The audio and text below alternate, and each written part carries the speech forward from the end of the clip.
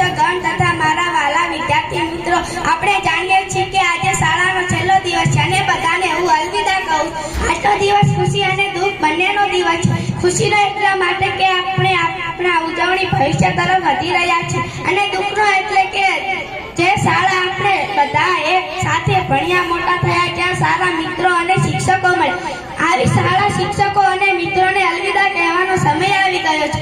મેં સપનામાં પણ આવું ના વિચાર્યું હતું કે શાળા મારે છોડવી પડશે, જ્યાં આપણે પરિવાર જેમ રહેતા હતા, પરંતુ બધાના જીવનમાં આ સમય આવે જ છે, કેમ કે તે અલવિદા કહેવું જ પડે છે. મને જૂના દિવસો જ્યારે યાદ આવશે ત્યારે મારા ચહેરા પર સ્મિત આવી. આદરણીય આચાર્ય શ્રી માનનીય શિક્ષકગણ તથા મારા પ્રિય મિત્રો, તમને સૌને નમસ્કાર. આજે વિશિષ્ટ દિવસ છે, કારણ કે આજે આપણે વિદાય સમારંભનું આયોજન કરી રહ્યા છીએ.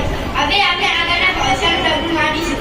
મને મારા શિક્ષકો પાસે ઘણું બધું શીખવા મળ્યું છે. ભણતા ભણતા ખૂબ મસ્તી અને મજા કરી છે.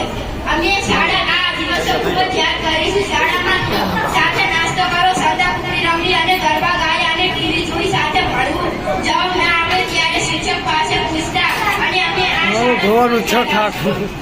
શાળા પછી આપણે સૌ અલગ અલગ દિશામાં પ્રવેશ કરીશું અને જુદા થઈશું. આપણે આ પંક્તિઓને હંમેશા ધ્યાનમાં રાખવી જોઈએ કે શાળા એક એવું સ્થાન છે જ્યાં આપણે બાર પછી સૌથી વધુ સમય વ્યતીત કર્યો છે.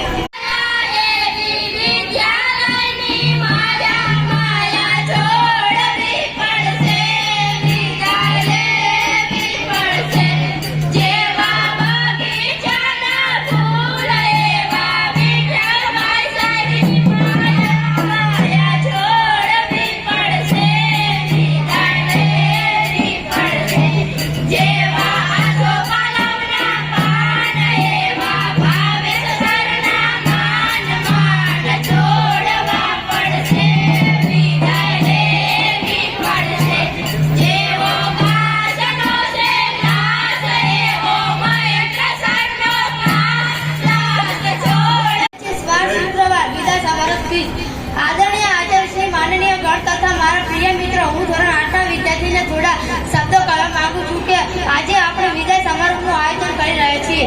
સૌથી પહેલા આજે આપણી શાળામાં આયોજિત વિદાય સમારોહ આપ સૌનું સ્વાગત છે. આજના આ વિદાય સમારોહ માટે માનનીય આચાર્ય શ્રી શિક્ષક ગણ તેમજ વિદ્યાર્થી મિત્રોનો આભાર માનું છું કે જેમના યોગથી આપણે આ સમારોહની ઉજવણી કરી રહ્યા છીએ. સૌથી પહેલા હું બે પંક્તિ કહેવા માંગુ. स्कूल के दिन बड़े सुहाने, ना कोई टेंशन ना कोई बहाने, टीचर की डांट थी म्यूजिक हमारे, अब कौन भगाएगा हंसी के कव्वाल. હું મારા આચાર્ય શ્રીને ધન્યવાદ કહીશ કે જેમણે અમને આ શાળામાં